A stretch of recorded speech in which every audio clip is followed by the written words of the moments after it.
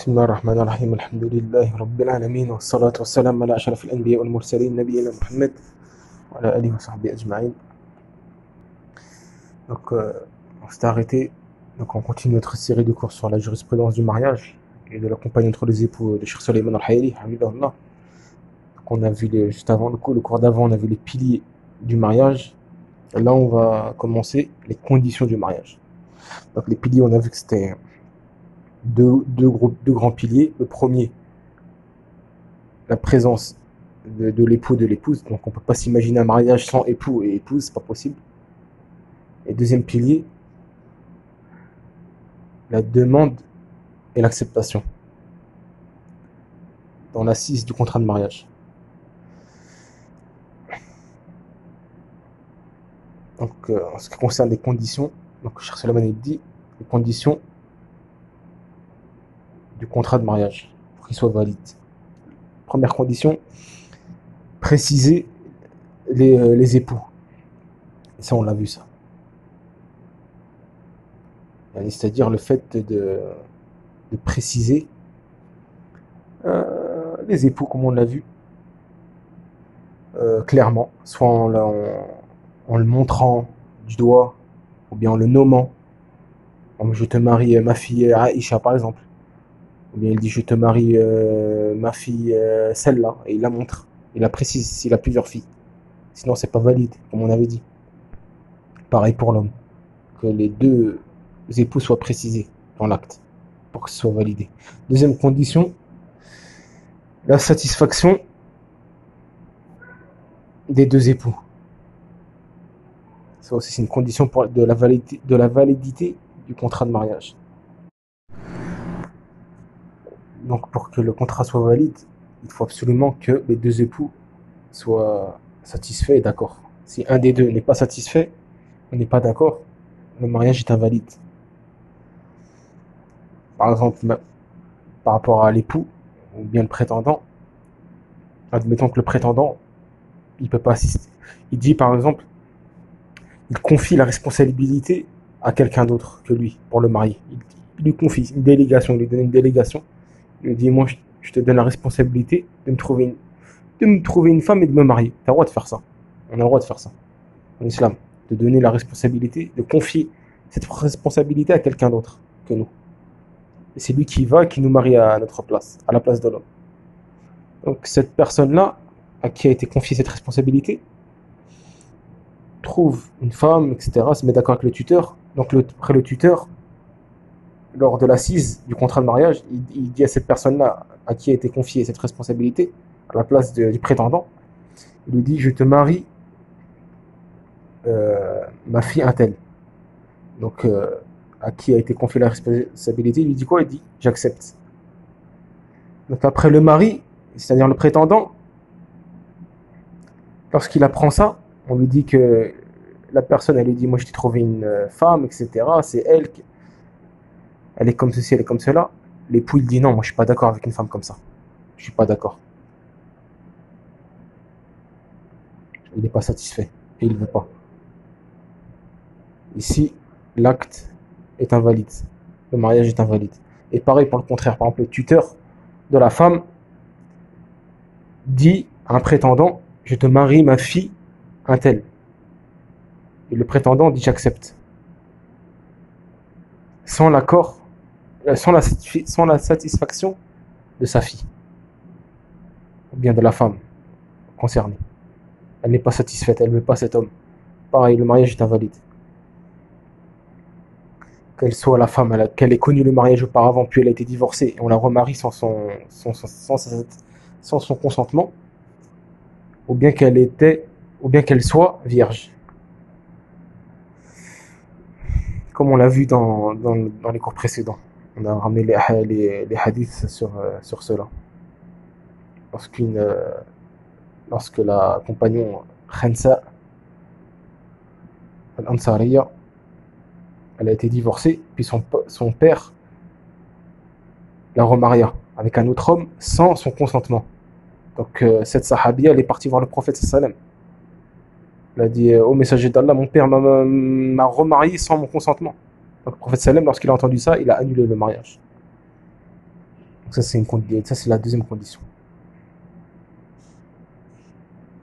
Il faut absolument que les deux parties soient satisfaits. S'il y en a un des deux, ou bien les deux, le compte n'est pas satisfait, n'est pas d'accord, le mariage est annulé. Il n'est pas valide. Troisième condition, le tuteur. Donc la femme, il n'y a pas de mariage sans l'autorisation du tuteur de la femme. Si elle se marie sans tuteur, sans son autorisation, le mariage est annulé et invalide.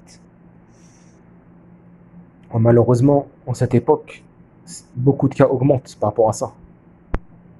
Ils sont très fréquents. Beaucoup de femmes se marient sans l'autorisation de leur tuteur. En cette époque, et surtout avec les séries télévisées, les films, etc., qui poussent à ces choses-là et encouragent. C'est ces choses-là qui contredisent la législation d'Allah Azza wa Jal, qui est que le fait que la femme se marie elle-même sans l'autorisation de son tuteur. Et la majorité des savants disent que si la femme elle se marie sans l'autorisation de son tuteur, le mariage c'est un mariage haram, interdit, et qui ne compte pas, qui est invalide. C'est comme si qu'il n'existait pas.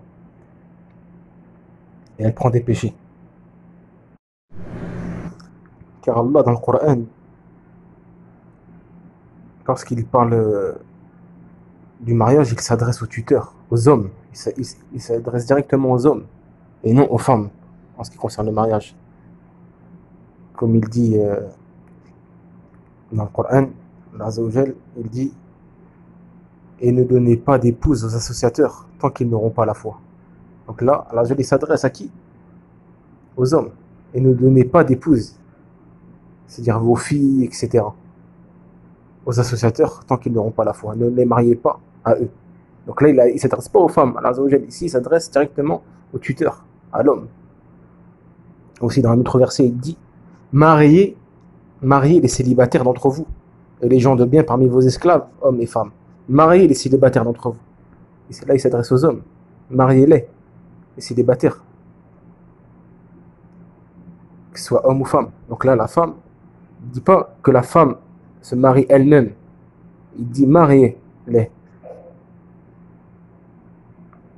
Donc là, on voit qu'Allah il s'adresse aux tuteurs, aux hommes tuteurs. Et aussi,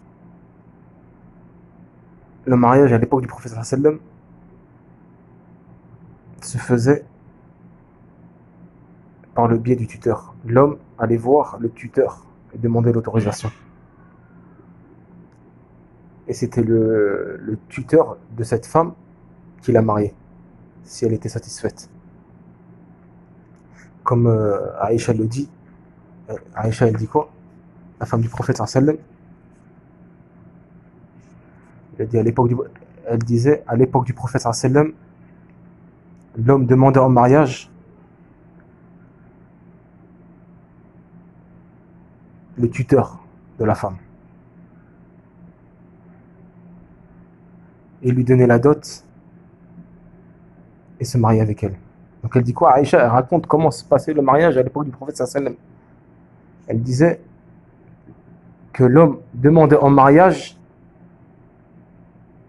le tuteur de cette femme, passait par lui, et puis lui donnait la dot et se marier.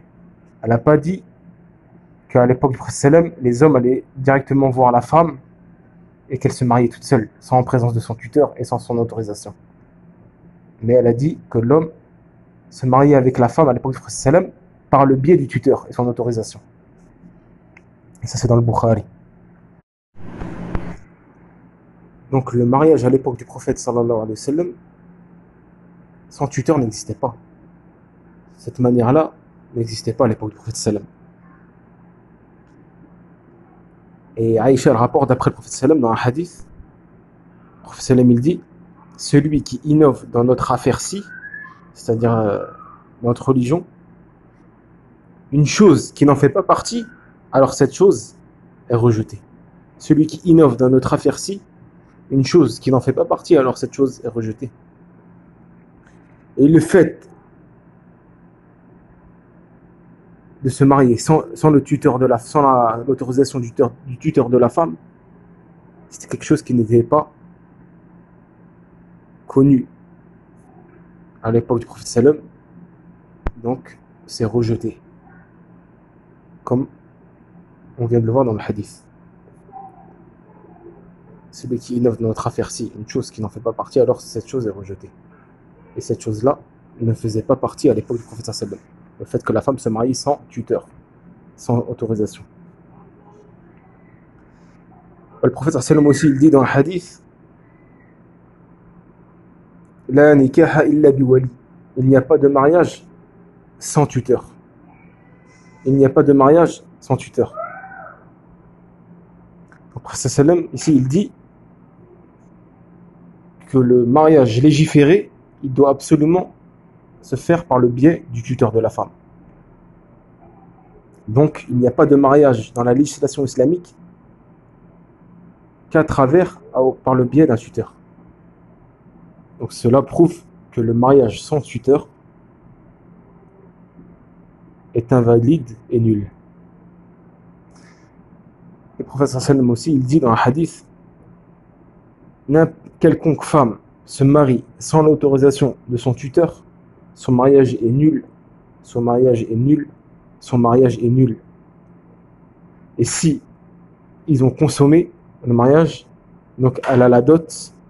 Pourquoi? Le prophète dit elle a la dot car elle a consommé avec lui. Donc là, l'homme, il doit lui donner. Il s'est marié avec elle sans tuteur. Donc le prophète l'a dit, par 3 fois, il a dit son mariage est nul, son mariage est nul, son mariage est nul. Et après, comme il a dit, et s'il consomme avec elle, alors elle a la dot ici. Pourquoi il lui donne la dot? Le prophète lui dit, bimastahalla min farjiha, car il a consommé le mariage en gros. Donc, comme il a consommé, en échange, il doit lui donner la dot quand même, à partir du moment où il a consommé. Il doit lui donner une dot. Mais le mariage, il est nul et invalide. Donc ils doivent se séparer et recommencer le contrat de mariage de façon légiférée. Donc avec la présence du tuteur ou bien son autorisation. Ce hadith-là aussi prouve que, encore une fois, le mariage sans tuteur n'est pas valide.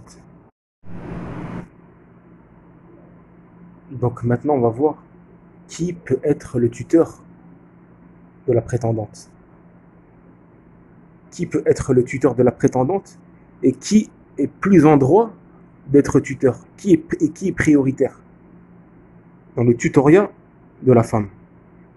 En cas d'absence de ce tuteur prioritaire, qui peut prendre sa femme, qui peut prendre sa place dans le tutorat pour que le mariage soit valide. Et quand est-ce que le mariage est invalide? Lors d'un tutorat qui n'est pas légiféré. Donc là, on va voir ça, Inch'Allah, prochain cours. Bi'idhnillah. Wallahu a'lam. Wa sallallahu ala nabiyyina Muhammad.